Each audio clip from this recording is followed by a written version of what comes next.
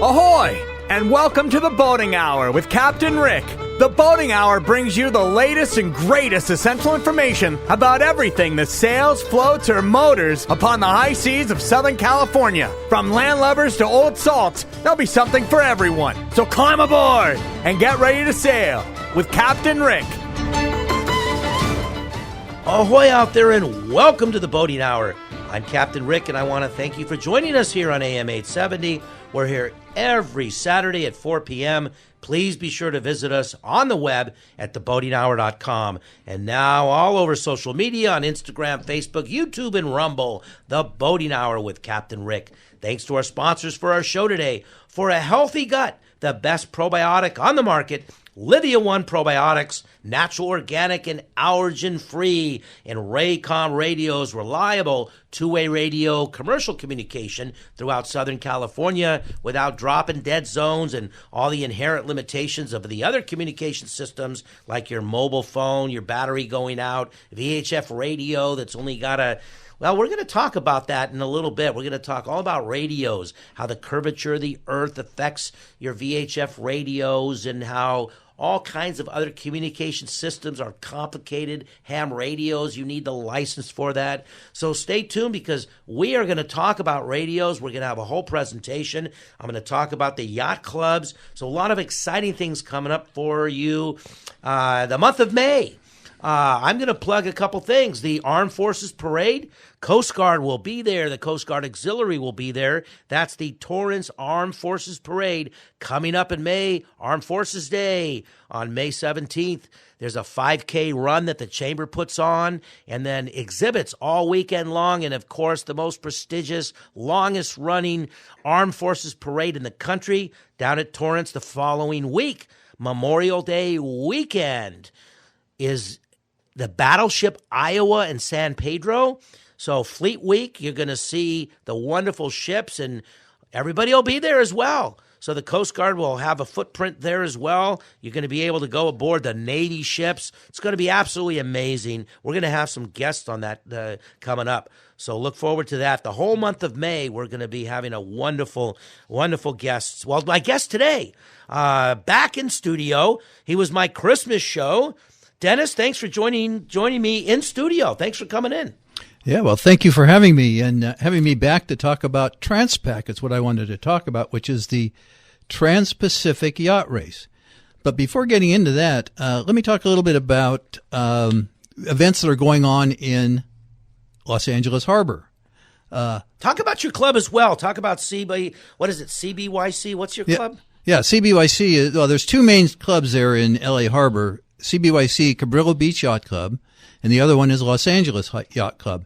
And both of us have a number of events going on, of course, through the summer, basically social events, cruising, racing, all sorts of things going on. But let me back up for a minute and just talk a little bit about LA Harbor. LA Harbor is nicknamed Hurricane Gulch because we really have the best wind in all of Southern California. It's because of the Palos Verdes Hill. The winds circle around Palos Verdes Hill, and they come together right back in L.A. Harbor. So we get very good winds there for sailing. So it's a wonderful place for sailing events. Anyway, some events that have been taking place and coming up in the near future in L.A. Harbor, I'd like to talk about those, and then some bigger events that are coming up.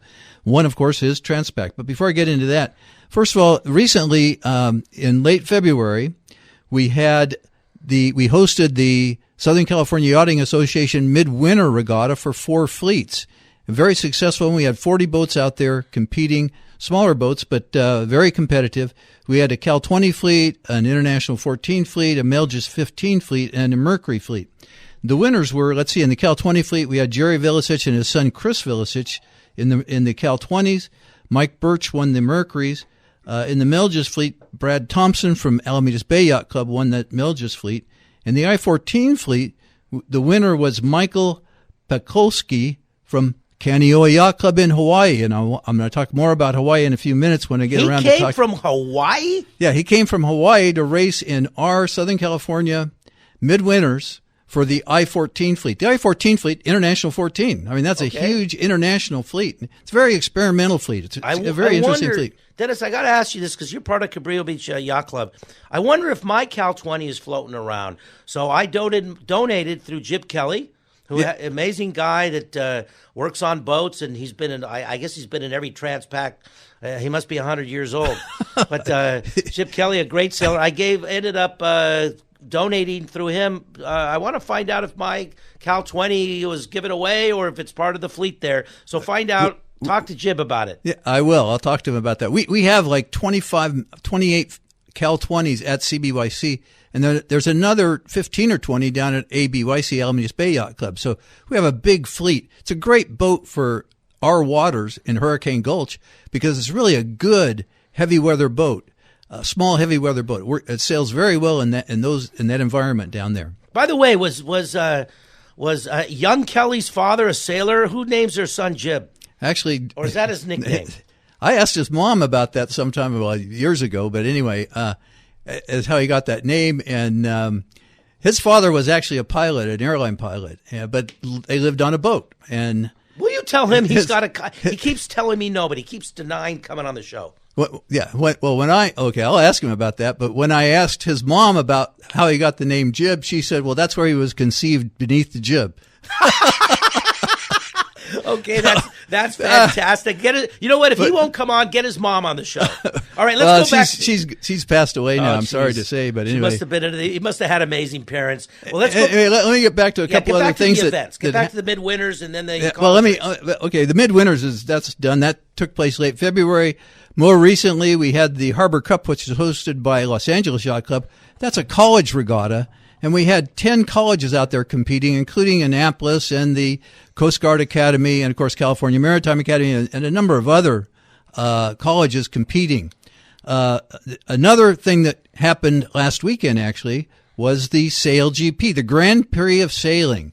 And that race, in very high-tech wing foil kind of boats, they actually get up out of the water. They do about 40 or 50 miles an hour in fairly light winds, amazingly. Wow.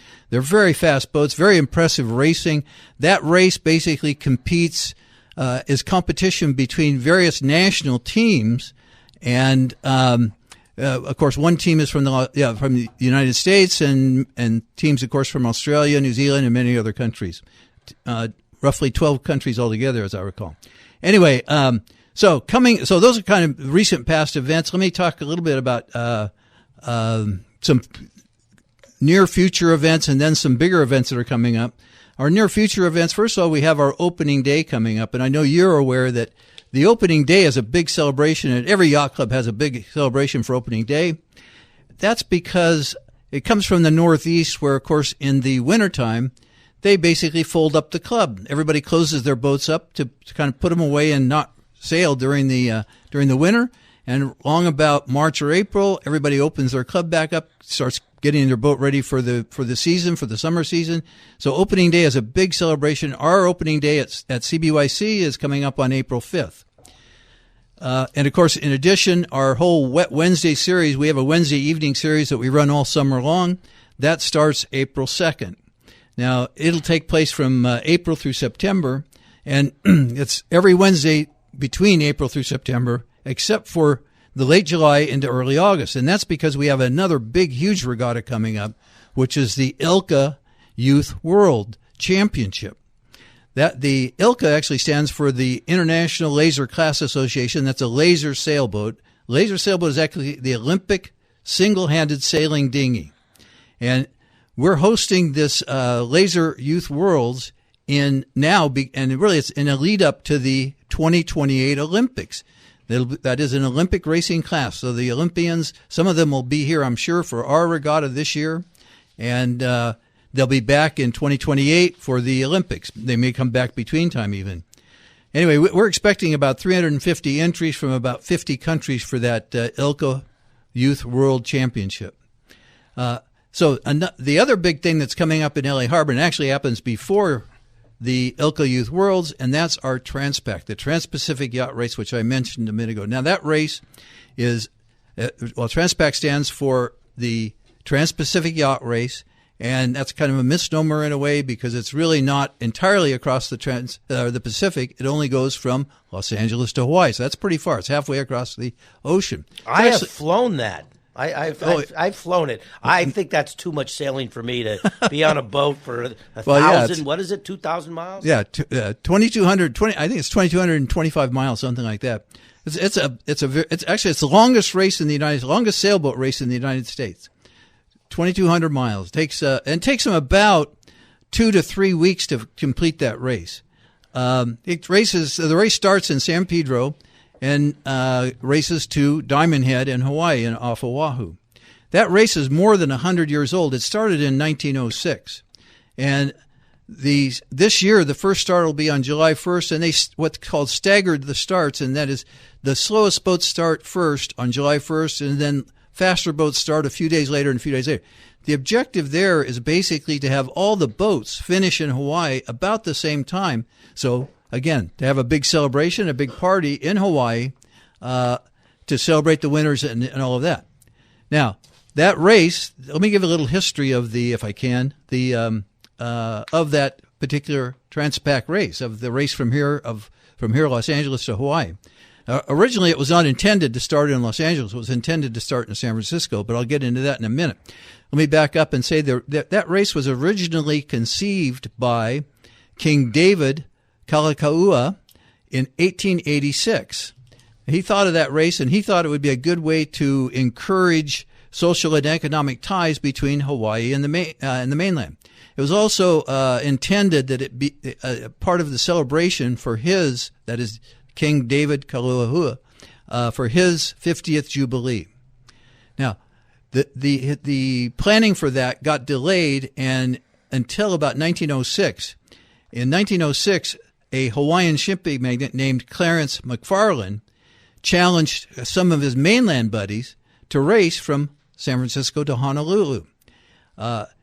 Because of that, and they accepted the challenge and said, "Yeah, we'll do that. We'll put it together and make it work."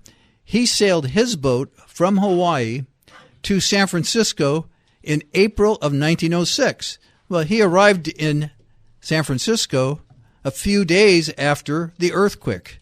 So he arrives in San Francisco, didn't know it had happened because he had been out at sea and they didn't have radios like they do today back then to be able to communicate.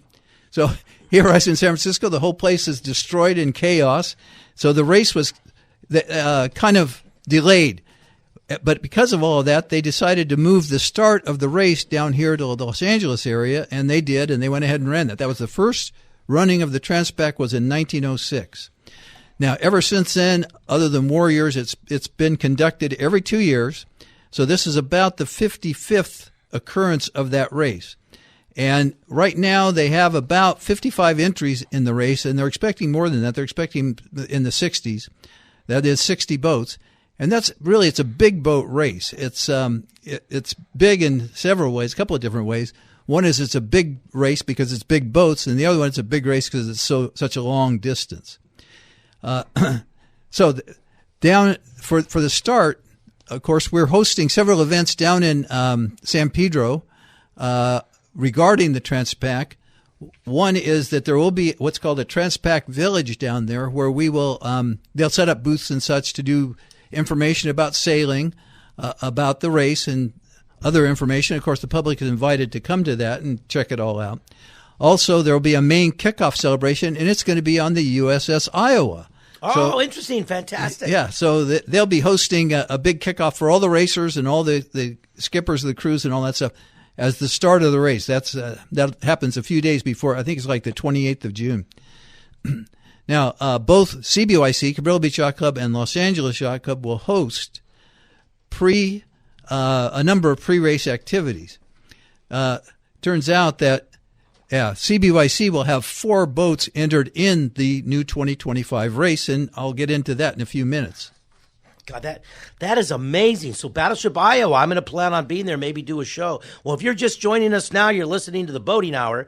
I'm Captain Rick. I'm here every Saturday at 4 p.m. Please be sure to visit us on the web at theboatinghour.com. And thanks to our sponsors for the show today, for Healthy Gut, Livia One Probiotics, and Raycom Radio's reliable two-way radio communications. You know, Dennis, I was at the Laguna Woods. We're going to get right back to talking about Transpac in a minute, but I want to mention that with Raycom Radios, we did a presentation at Laguna Woods Yacht Club. I didn't know there was a yacht club there, and it's a wonderful people. And I talked about the Coast Guard Auxiliary. I talked about reciprocals with yacht clubs where you're welcome at any yacht club all over the world. And then Raycom went into a presentation. A lot of people asked me about getting the boater's card and talked about getting their ham radio license. So we are going to be at every yacht club up and down Southern California. Going to start announcing the schedule at my next couple shows. And we're going to be doing a presentation. We're going to have the Coast Guard Auxiliary out there. I'm trying to get the Sea Scouts. And then we're going to talk about Raycom radios and people getting their ham radio license. But, VHF radios and high frequency radios. So we're going to have a nice little luncheon. We're setting that up right now. And I tell you, I had a wonderful look. Did you know there was a Laguna Woods Yacht Club? No, I've never heard of that one. Well, it's the old leisure world, and it's a lot of retired people, but they're young and active, and they have boats at Dana Point. A harbor that I've kind of ignored. Well, let's get back to Transpac, and then did we mention the LA Harbor Cup, the college race? I want to talk a little bit because I think you mentioned that the Yes. Coast Guard Academy was there. You know, I should do a whole show on that. The LA Harbor Cup and getting the Coast Guard Academy. So a lot of subjects. But let's get back to Transpac because that is so interesting to hear about Transpac. Yeah. Yeah. I call it the holy grail of yacht racing because it's a very, very, very well known race. It's world renowned. Roy Disney got an award, a rescue award at the ASMBYC. I talked about the Association of Santa Monica Bay Yacht Clubs gave him the rescue awards because he abandoned the race to rescue someone who lost their mast. Yeah, sometime that was several years ago. I kind of recall. Yeah, that was interesting. I'd like to get him on the show to talk about that. Well, let's go back to you and Transpac because we were right in the middle of that when we broke for my little to pay the bills, my little commercial. Let me just mention, yes, the Harbor Cup, the LA Harbor Cup was run. It's a college regatta. It was it took place on a couple of weeks ago on the 8th of March, 8th and 9th of March, that weekend. And, between colleges. And, yes, the Coast Guard Academy and Annapolis had teams there, as well as several other maritime academies from the nation. But let me get back to talking a little bit about Transpac, a little more about Transpac. As I mentioned earlier, CBYC, Cabrillo Beach Yacht Club, we're going to have 4 boats in the upcoming race that starts in July. And those 4 boats is Good Energy by Jordy Hirschman, Rapid Transit by Jim Partridge, Deception by Chris Massano, and finally Westerly by Dave Moore. Now the last race, the Transpac race occurs every 2 years, so it occurs on odd years. The last one occurred in 2023. And I'm going to get a hold here, I think, of the owner of the boat that finished first in that 2023 race. That is, he was the first boat to finish the entire race. He thereby won the King Kalakalua Trophy. Oh, wow. It's a beautiful Silver Cup trophy. Is it a perpetual? Does he get to keep it or does he have to give it back? Well, I'll talk about that because I talked to Dave the other day and he said, yeah, they let me touch it for 90 seconds. Oh, my goodness. Yeah, okay. Because that trophy, he said, it's in a locked case in the Bishop Museum in downtown Honolulu. And they only take it out to give it to the winner of the race every 2 years. That's it. All right. So it's on display at the Bishop Museum in Honolulu. Beautiful Silver Cup. Any chance of getting a hold of your friend Dave? Yeah. Let's try and give him a call. So Dave's boat, his boat is Westerly, and owned by Dave Moore, member of Cabrillo Beach Yacht Club. All right, let's try, Mr. Producer, sir. Let's try to get a hold of Dave Moore from the Westerly, the first to finish in the 2023 Transpac, and see if we can get him online. While we're getting the captain of the Westerly, Dave Moore, on the line, the first to finish at Transpac, I want to put a shout out to the Los Angeles County Young Republicans that spent the day at the Oak Tree Gun Range in Newhall. So reaching out to politically, professionally, and personally, it's fellowship to the Young Republicans. And Ariana, you're amazing. You always have some wonderful stuff, and you've introduced me to the Young Republicans, saving America the way it should be. So congratulations on the day today. and I want to compliment all you guys. Are we able to get Dave Moore on the line? We sure are. Dave, can you hear us over here? Yes, I can. Oh, that's fantastic. So I've got Dennis here. We talked all about TransPac. Welcome to the show. And I want to ask you, are you holding the trophy or did you have to give it back? I had to give it back. Oh, my goodness. It's in the Bishop Museum. They allowed me to hold it for about 90 seconds with one of my crewmates. And then its handlers swept it back into its protective case. Well, I'm a big fan of Mission Impossible. So the next time you win, I'm going to have a replica, and we're going to make a switch. And no, unlikely. Remember how they did that with the jewels? How well guarded was it? That's the question. Goodness. Yeah. All right. Well, tell us a little bit. You really only got a minute or two, but tell us what it is to be the overall winner of TransPac. Oh, it's spectacular, and the result of quite a bit of hard work by the team behind it, and a lot of analysis. So that's the boat, the program, and the boat, and the project is all driven by analysis, quantitative analysis. Is this your first TransPac, Dave? No, I did 2017, 2019, skipped 2021 because we were working on the boat, and then 2023.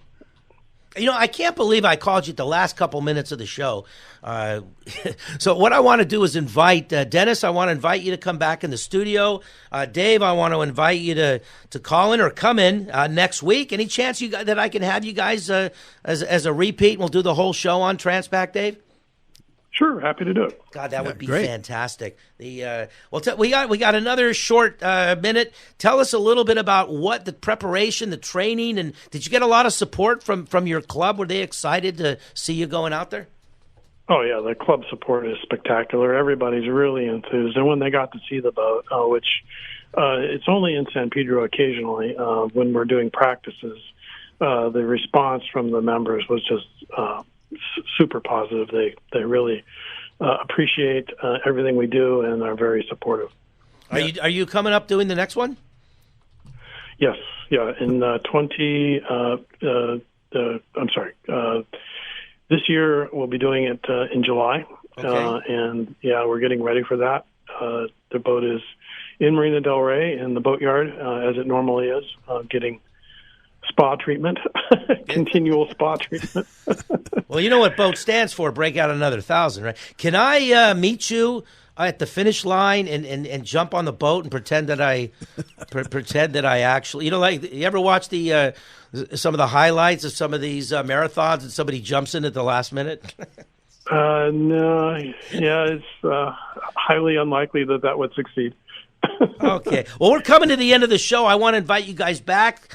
Stay tuned, everybody. Next week, we're going to have these two gentlemen back on the show. We're going to talk all about and let Dave actually tell us about TransPac and being in the race and about his crew. So I want to thank you guys. Dennis, thanks for coming in the studio today. Certainly. Well, thank you for having me. And Dave, thanks a lot for coming in and being available. And I look forward to talking to you next week further about TransPac. Yeah, I lost track of time when we decided to call you. I thought we were not even halfway through the show. That's how it goes. By the way, if you come in the studio, I take you down the street to Porto's, one of the most amazing Cuban restaurants. They've got about, a couple of locations. But that's one of the perks of coming in. So if you're out there and got a boating story, email me at captainrick@theboatinghour.com. Come in the studio, tell your boating or fishing story. We've had a lot of people from different yacht clubs come in. So this is fantastic. Well, that's all the time that we have for you today. I hope you enjoyed our show. As always, we're so very fortunate to have such wonderful and exciting guests. I want to thank my in-studio guest today, Dennis. I want to thank you for coming in. Thank you. Well, yeah, like I said, thank you for having me, and I look forward to being here next week and talking some more about TransPac. Yeah, let's not forget the Coasties, protecting our waters, America's lifesavers and guardians of the sea. Remember, if you do it right and follow the guidelines and safety precautions, there's no place like being out in the water in the fresh air and sunshine in beautiful, sunny Southern California. Thanks to our sponsors for the show today. For a healthy gut, Livia One Probiotics and Raycom Radios, reliable two-way radios throughout Southern California without drop zones and dead batteries and all the inherent limitations of all other communication systems. systems, Raycom radios.